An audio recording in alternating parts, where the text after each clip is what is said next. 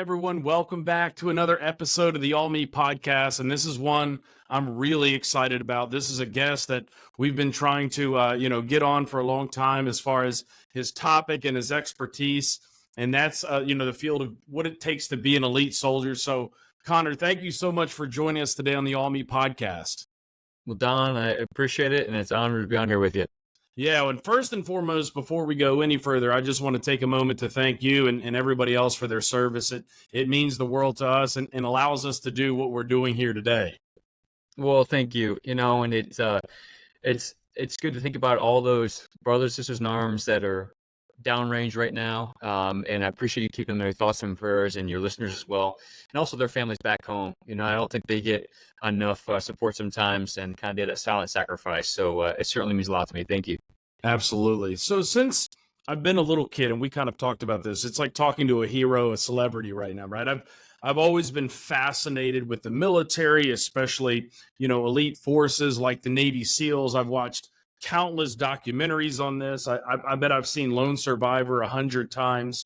And it just what it takes to operate at that level. And a lot of people are like, well, why are you guys talking military? This is more about, performance enhancing drugs. You guys talk about nutrition and this and that and athletes. But if you step back and take a look at it, especially somebody like you that has become a Navy SEAL, just to perform at that level, in my opinion, would be a higher level than many, if not all, of our professional athletes that exist. So I'm so glad to have you on here today, and really kind of wanted to start, especially being in the military. I've got family and friends that have served in the military. What initially got you interested to step out and say, hey, I'm not going to go into, the corporate world or start my own business. I want to go in and serve, in our military? That's a good question. And I all I can say to sum it up is it feels like a calling that was placed on my heart. I was in high school and was in things like Boy Scouts and sports and all those kind of things. And the idea of serving was something that's like, okay, that sounds like I'd be interested in something like that. The leadership, the service, the adventure. So that's really where it came from. This kind of whispering, I guess I would put it, that was put on my heart. And then the third time I wore my ROTC uniform was 9/11. And all of a sudden it went from, hey, I like to serve generally speaking, to, wow, I'm going to be serving during a time of war. What do I want my service to look like?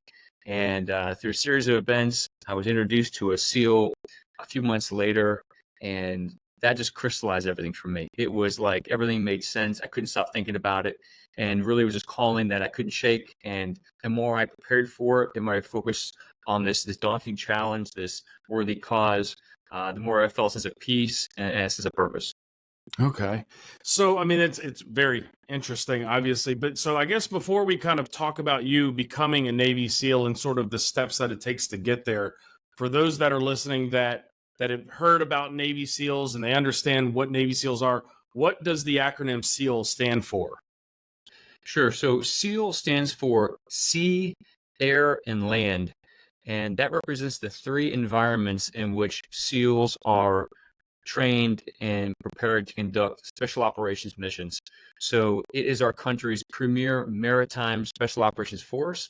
We're part of the broader U.S. Navy, and we train to do things such as jump out of airplanes from the air, dive underwater in the sea, or go across a desert or through a city on land, all to conduct operations that our country needs.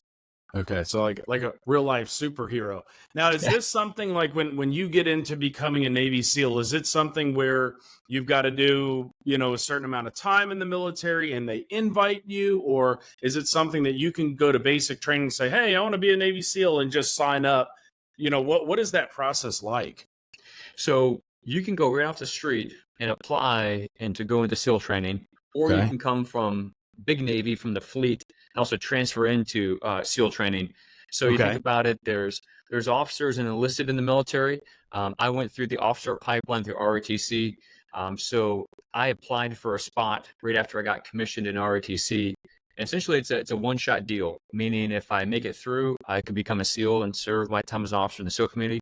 If I don't make it through, I can go to something else in the Navy, but that's my only chance to serve as a SEAL. Okay, interesting. So I know you begin sort of with BUDS, which is, I want to make sure I read this correctly, basic underwater demolition, which is sort of, I guess, your pre-training that you've got to get through in order to graduate and become a SEAL. Is that correct? That's right. So yeah, BUDS is basic underwater demolition SEAL training, just like you said, and it's a 6-month selection course to Okay. get through to become a SEAL, kind of a screening process. And that Okay. underwater demolition really harkens back to the forefathers of Navy SEALs, which Okay. were those that put underwater demolitions on beach obstacles in World War II. And so there's this maritime component to that. And now it's broader to the SEAL part of it, which is everything else we've talked about from the air, the land, diving, weapons, explosives, everything else that goes along with it. So you got to go through a 6-month process and really get screened on all the elements before you can move forward. So is it just physical training, or do you actually have to go to school? Is there some classroom training behind it as well? So the 6 months you're going through as a class and you're doing all the above. You're getting some classroom time on how to do things with proficiency. So how do I dive underwater? How do I handle these weapons safely? How do I do these tactics? But you certainly have to go out and then prove it. You need to demonstrate it. You need to put them in action. Okay. And it starts with, before they even invest a lot of classroom time, is that kind of moment of truth, that screening process up front, which is, we're going to test your heart, your will, and then move on to the more advanced things. And that's very much a physical challenge. Okay. And then, so if anybody's ever watched on TV, I know they've done tons of documentaries, and I'm trying to think of the TV show that they would do. I guess the part you see where that's extremely physically and mentally grueling, that would be Hell Week, correct? Yes. So out of that first, call it 24 weeks of training, that first 6 months, Hell Week is the 4th week. So Okay. there's 3 phases. And that first phase is basically conditioning, second phase, combat diving, third phase is land warfare. Well, Hell Week's that 4th week of that conditioning phase. So it's kind of this pinnacle, this crucible of that ultimate test, which you're right, is kind of renowned for the way that it really causes a lot of people to quit.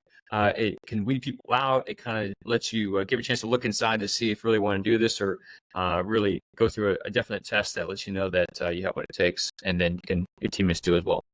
Okay, so when you start the whole buds deal, about how many is, I guess, men and women start before they, and then how many you think would roughly leave before even Hell Week starts? Yeah, I think it varies from class to class. I think usually most classes start with a couple hundred. In my Okay. case, we started with about 180 Okay. that started out on that day one. And then after Hell Week, we were down to 70. And that was a combination of people quitting or having injuries or other issues that caused them to go through. And then out of that 70, at the end of the 6 months, I think about 29 made it all the way through without having any issues or delays, things of that nature. It's unbelievable. Just watching some of the images, you can almost feel the stress and anxiety as you're watching maybe a couple hours of sleep and they wake you up, and then you're carrying boats or you're going on a long run, but you're having to do all of this as a team, or sort of the famous videos of just laying with your teammates, locking arms in the freezing cold water. Surf torture. Yeah. Yeah, Yeah. right. So, I want to talk about some of these things, but from an aspect of physical fitness and nutrition, what did you do to get ready for this? What did you do to keep yourself healthy throughout this? Because you had mentioned, some of the service members will leave just due to injury, and again, sometimes that's completely unavoidable. But for somebody like you that has made it all the way through, and some of your teammates, can you talk about what it took to get prepared for it, and sort of what you did to really maintain your physical level throughout the entire Buds training? Yeah, I think that's an incredibly important part that a lot of people maybe overlook. And I think your comparison to any kind of sports or performance is dead on. I think it takes the exact same mindset, effort, and approach that I certainly did in anything that I wanted to achieve in sports and beyond. And you're right. So Hell Week, as you mentioned there, it is, it's coming. And what it is 5.5 days where you sleep only a total of 4 hours over a period of 2 naps on days like 3 and 4. You're doing physical training for more than 20 hours a day. You're running a total of 200 miles. You consume more than 10,000 calories a day. So it's incredibly taxing, incredibly demanding on your body. Basically, everyone's getting pushed to the point of failure, no matter how good you come into it. So then my mindset, I think a lot of people coming in is, okay, what do I do to harden myself, to prepare myself physically, mentally, emotionally, spiritually, before that comes? And it's all that work you got to put in before that time to perform comes. So as I mentioned, it was my freshman year that I really felt this calling to serve as a Navy SEAL. And essentially, my next 3 years of college, this is my priority. And it was those 3 years where I felt like, okay, where am I and where do I need to get to? I think it's really important to note that that calling came first. I didn't come to this as a physical specimen, already made like, yeah, I can go to Hell Week right now. I'm ready to go, which I don't think most people who achieve a lot of great things in sports and else come that way. I think you have this burning desire, and that is your fuel to get there.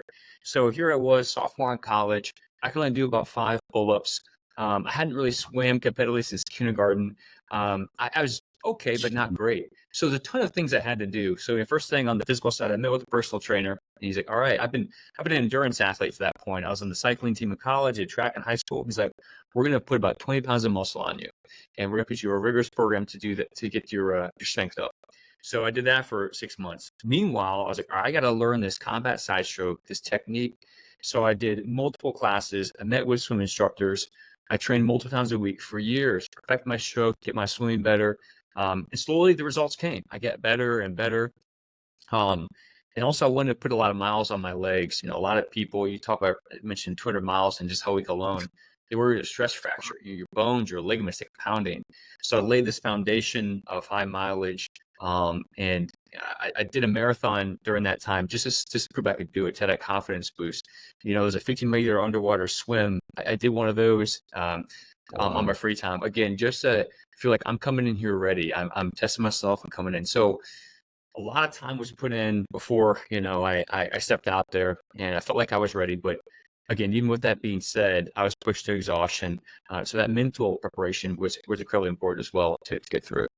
So, I mean, were there times you were just like, I mean, just thinking about just a nap, here and there, running 200 miles, which I'm guessing you're not running in a brand new pair of Nikes. No, you're typically wet and sandy, and you're wearing soggy combat boots on the Oh, soft sand. So it's just everything's miserable by design. yeah. And I think it's made to test you, in ways that sometimes when things are, you got the right equipment, the right conditions, this isn't about that. This is to deal with that adversity. Are you still going to be a good teammate? Are you still going to have a positive outlook? Are you still going to be able to push through those tough times? So yeah, it was just miserable.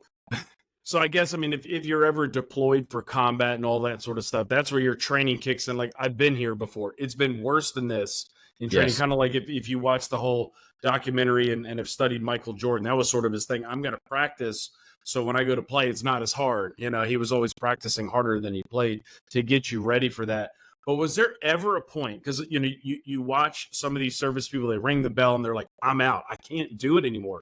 Did that ever cross your mind in the training? Like, why am I doing this? I'm just going to go ring that bell and get out of here.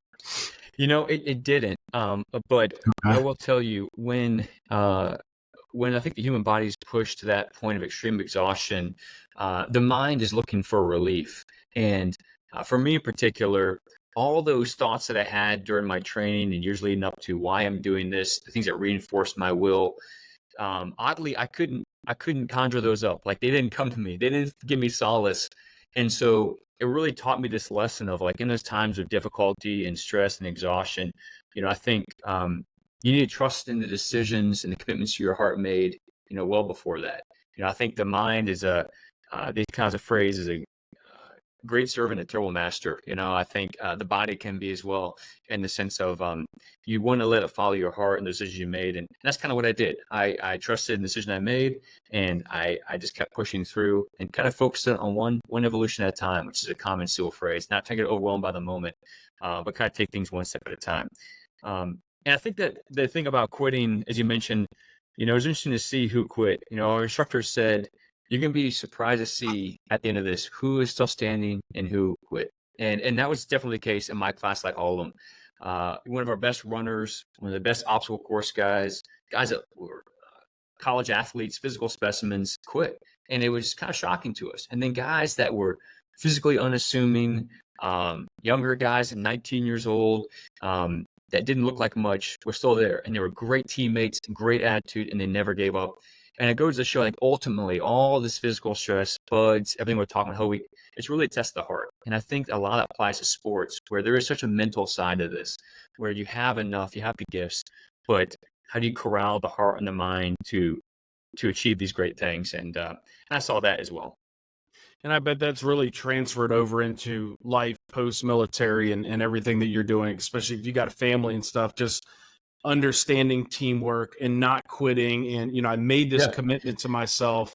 I mean, sure, again, it's all a testament to not just one physical ability, but also, mental well-being as well. I mean, hey, I'm going to get through this, sure. I'm going to get on the other side. Do you see some of the things that you learned, just being a Navy SEAL helping you today in life post-military? No, 100%. And I think one thing it's good to point out about Bud SEAL training, about the Navy SEALs, is that it's a team sport ultimately. You're going through it individually, but you're put in these boat crews and you're given a lot of tasks of carrying this telephone pole type log as a team. And so it's not just a test of, can I do this? Me look inside and focus on myself, but am I taking care of those around me? Am I strengthening them and encouraging them? Am I looking at how I can help them get through this? Because it's an important part, obviously, for a small unit doing special operations, but like you said, for a lot of things in life. And, I saw that firsthand too. We were mentioning quitting. Another fascinating thing I saw was quitting often came in bunches. So one person quit, and all of a sudden, within a few minutes, 3 or 4 others would. And I think it was this piece of we all have a power to influence, inspire others to do good, hang on a little longer, go a little deeper, whether teammates, family members. We can inspire them by our actions and our words, our example, or the opposite. One person shirking, looking out for themselves, giving up, can also have that kind of infectious um, effect on a team or a family, where then everyone starts getting cautious and starts worrying, if they can't do it, I can't do it. And so there is something to say about leading by example and trying to be that force for strength and for courage and encouragement for others in any environment, in work, school, family life, because it has that powerful effect on people saying, if he can do it, I can do it. Yeah. He's right there going through this tough thing with me. I can keep going. And it's a powerful thing for all of us. And having an opportunity in the role that we serve here with the Taylor Hooton Foundation, we've worked with lots of different professional athletes, and you can just tell, at that level, everybody's good. So you take baseball, for example. I mean, Right. everybody's really good. Where you play in a little league team, some people are good, others aren't, but the one person always stands out. And then, Yeah. that person moves up to the next level, and it gets more difficult in high school and even college. So one of the things I was kind of thinking about while you were talking, whether it's carrying the boat or a log, in your mind when you're doing that, or maybe in the moment itself, do people get mad like, hey, you're not carrying your weight? Does arguments ever ensue?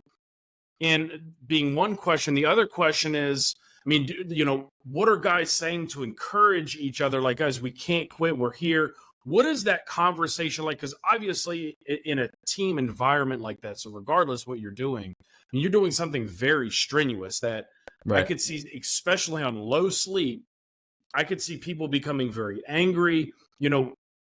What's that like? And how are you trying to encourage people and guys get in arguments like when Yeah. you're doing that? No, you're right. I mean, guys are fatigued, stressed, exhausted. Any environment that creates, short fuses, and no different going through that type of training is certainly in Hell Week that happened. And I think the one thing I had from that whole experience is, in a lot of cases, talk is cheap, but the most powerful thing is example. And you certainly the right phrase at the right time, or think about how you can help someone out is important. But it's not about being a cheerleader. It's about doing something that can seriously help. Maybe you are carrying a little bit heavier load, or you are really going to help somebody out to help them get through that physically in some way you can, or maybe a quiet word of encouragement one on one.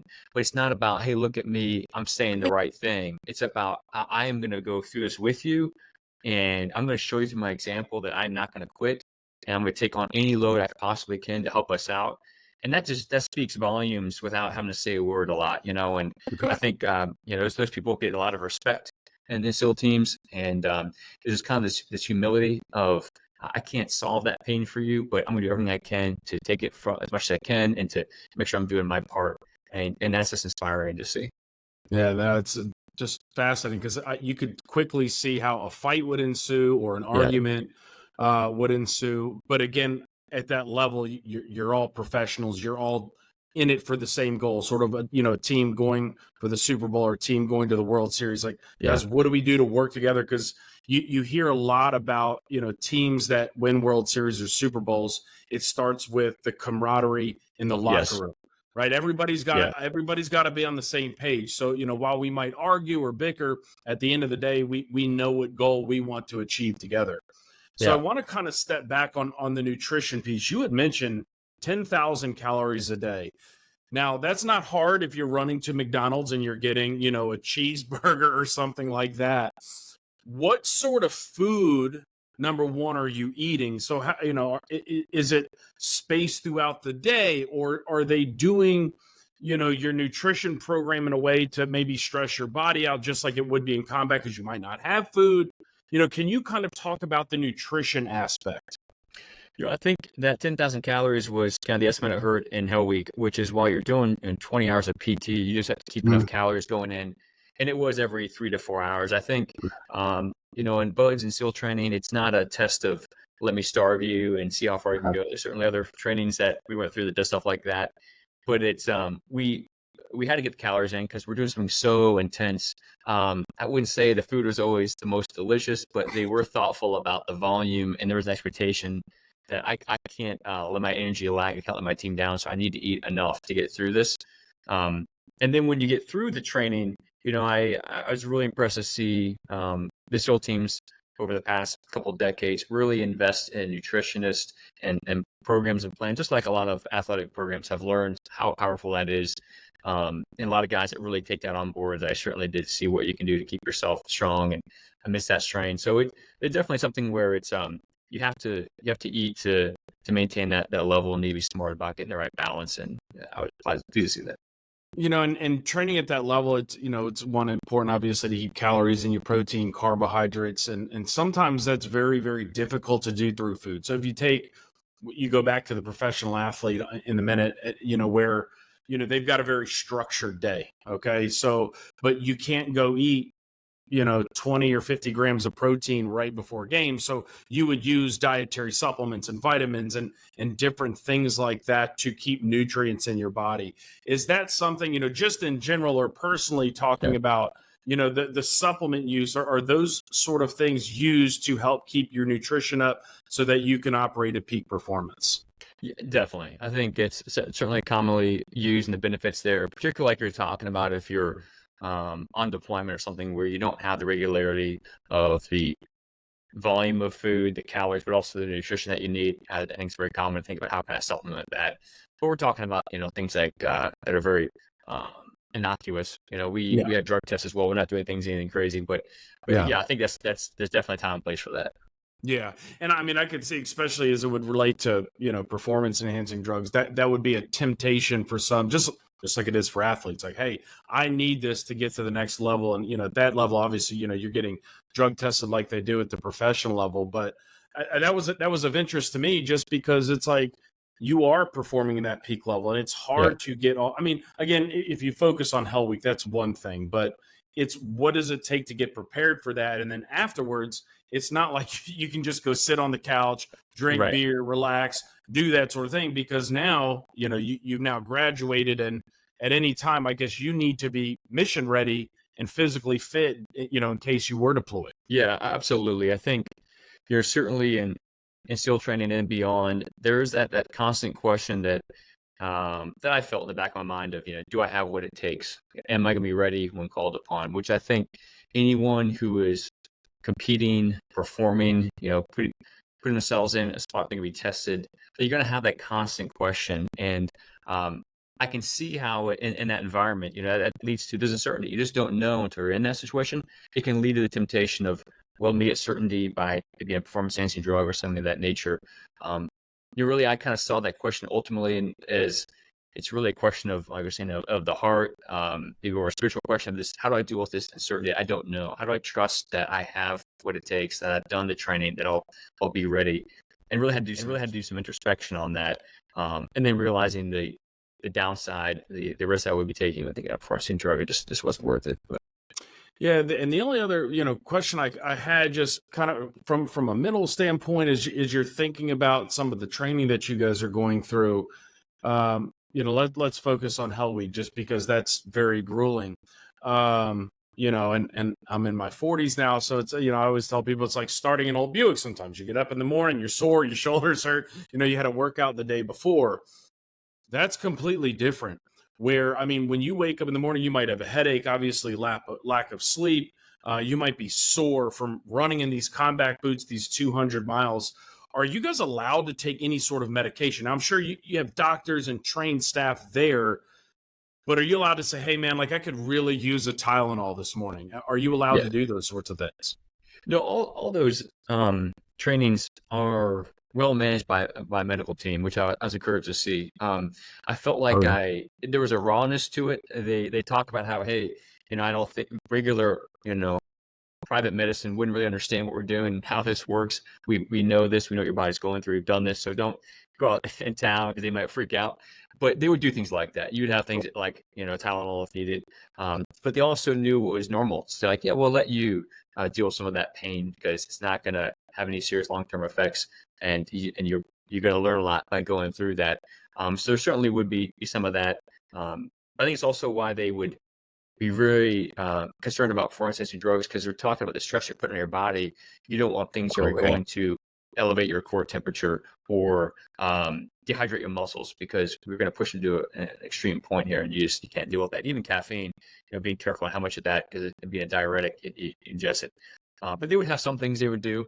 Like I said, I feel like the leash was longer, let's say, of how much pain let your body go through. But I think we learned a lot because of it, and it is okay. Yeah. So there's a lot of, young people that tune into our podcast, and this is kind of cool. We've moved more to video. Just in history, most of our podcasts have been audio, which there's still audio, but also people will be able to tune into this. And, we have an opportunity today with a real life superhero that has gone through all this, that has served in the military.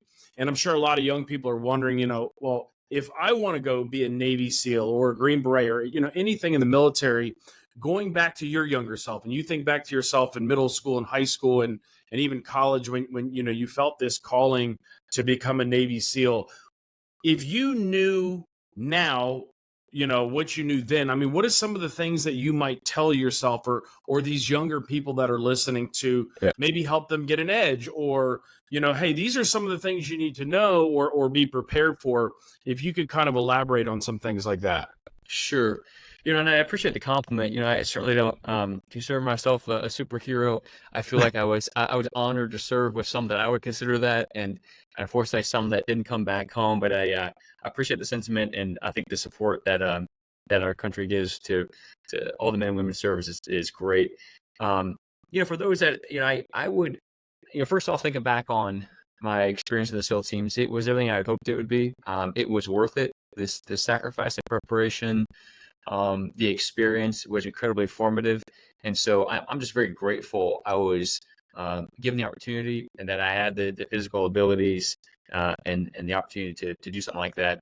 And I look back at, as I talked about initially, probably three things come to mind of when I was in that position. I was 18, 19 years old, and I think the first thing that I would say is take seriously those whisperings that you have in your heart. As I mentioned, it was crazy in a lot of respects. I think I could even think about doing SEAL training, much less be a SEAL. Where I was, I had even some friends in my family that are like, you can do it. What? Like the calling comes first, and it's you're gonna get there with the training you put in.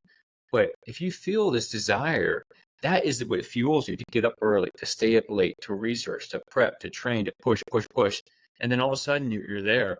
So don't disregard those things in your heart that make you call out to you about bold, challenging things that maybe other people don't understand. Other thing I'll say is, you can look at the outcome and say, well, that person's just different, or things were easy for them, or they're just physically gifted. And there's probably some aspect of that. But I know in my case, like just like anyone that went through SEAL training, there are so many bumps and struggles and failures along that path. I felt like every day in SEAL training, I was getting stretched to do something new and different. We talked about sea, air, and land. There's so many different skills that it's very hard for anyone to be perfect in all those the first time. And it certainly wasn't my case. And so there's this humbleness you have to have. It's okay that I don't do great the first time, that I don't pick this up quickly. I can work through this, and I will get there, and I'm going to put in the work. So I think getting back up is a big part of it. I think our SEAL ethos has a line in this about, I if knocked down, I'll get back up every time. Implied there is that, you're never going to quit, but you're going to have failures, you have adversity. And I think, just to know that the road's not easy for anyone, and there's going to be bumps along the way. That's very normal. The last thing is, I was thinking about, that calling and what it gave me, that kind of stillness of heart. And that's really, I think, always try to find the place to operate from, I call it like a place of peace and joy. That peace being that like stillness of heart of, hey, I feel called to do this. I am drawn to and personally, driven by this path I've chosen. And also this joy, which is really this inner fulfillment of like, yeah, things are horrible and difficult and hard and a lot of adversity. But the fact that you get to do this gives me a sense of purpose, a sense of mission. Always seek that out in life and whatever you're doing. And if you haven't found it, it's okay. Keep finding something that gives you that joy and that peace. It's certainly, the SEAL training, the SEAL teams did that for me. People look at, how could you go through that? And it was terrible. And it actually was. It was very difficult and very miserable. But I had that joy and that peace, and that did it for me. And if there's something that's out there that you feel that does that for you, other people can't understand why you sacrifice so much for it. Might be something you're called to do, and it's been given to you. Yeah, it's great advice just in life. I just had a couple of questions. I was just thinking to myself, if I was a listener, what would I want to ask Conor while we have him here? So, obviously you had to jump out of airplanes. You had to scuba dive and do all this stuff. So are you prefer more of a water type person, or, hey, I have no, or I'd rather jump out of an airplane because I guess you do it in the dark and all that sort of stuff. Can you just give us some of those experiences, and what do you prefer? Do you prefer underwater, like under a giant boat, or jumping out of the back of an airplane at nighttime? I think I'm more of a jump out of the airplane. I think spending so much time in the water, it somehow it makes it some PTSD, so to speak, of like, it's so cold and wet, and I think the thing about underwater is we're not going to tropical locations. So you're, like I said, you're in a harbor, it's murky, it's under a boat, your gear's not fitting correctly. It's one of those things like, oh man, this is just it's kind of grueling. Whereas you jump out of the plane, no matter what's going on, there is that couple minutes of thrill of skydiving. You have a bunch of gear on you, but both can be fun, but I probably prefer the skydive. Okay. Yeah, I was curious as to what it'd be, but I was thinking scuba diving maybe in Hawaii, or where you can see 20 feet below the water. Turtles. I'm not thinking nasty stuff. Yeah, freezing cold water. Okay, that makes sense. So before I let you go, part of our All Me podcast, we have what's called our curveball round. So these are 3 questions that have nothing to do with being a Navy SEAL or your career or anything. They're sort of fun questions, if you will. So what we ask guests to do is I'm going to read you the question. First thing that comes to mind, just go ahead and answer it. And you let me know when you're ready, and I'll read you the first question. All right, let's do it. I'm ready. All right, the first question is, if you could eliminate one thing from your daily routine, what would it be and why? I think it would be wasting time on my smartphone. I like efficiency, and I think it's a bad habit, and I look at all the time wasted. It could be with my kids, it could be just something to do better at work or work out. So yeah, getting those distractions out, needless scrolling. Yeah, I guess we could all do that. I'm guilty of that too. Okay, so what was your best class in school?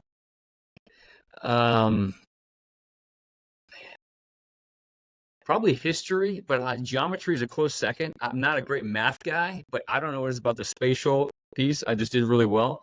But history, I think I identified with it, and I just was hungry to learn more. Okay. Last question. Do you think aliens are real? Man, that's like this is getting out there. Oh gosh. I think there's probably some other life form out there, but I think the vast majority, if not all, of these stories you hear people saying they encountered them, probably have some doubts on those. May not have happened. I watch a lot of documentaries on those two, and tune into Joe Rogan every now and then. I know he's super, into the whole alien thing, but it's like, where's all the video of all this Yeah, stuff? I I know. mean, people film everything. I know. But nobody, it's kind of like ghosts, people are like, Right, do you believe in right. ghosts? I mean, I'm sure there's some spirits and stuff, but you watch these ghost shows, we have the most high-tech cameras and everything on the planet, but nobody can ever catch them on camera. So, Yeah, I agree. well, Yeah. Connor, this has been a lot of fun, man. I appreciate you taking time out of your schedule to do this. I'm glad Jeremy introduced the two of us. This is something we've wanted to do for well over a year, and we were looking for the right person. And I knew we found it when we had our first conversation. So I appreciate you sharing your experience in life with us. It was a real pleasure. And Don, I'm a big fan of what you're doing and the mission that you're undertaking. It's a worthy cause, and I'm happy to support any way I can. Well, thank you. We appreciate it. All right. Good to be with you.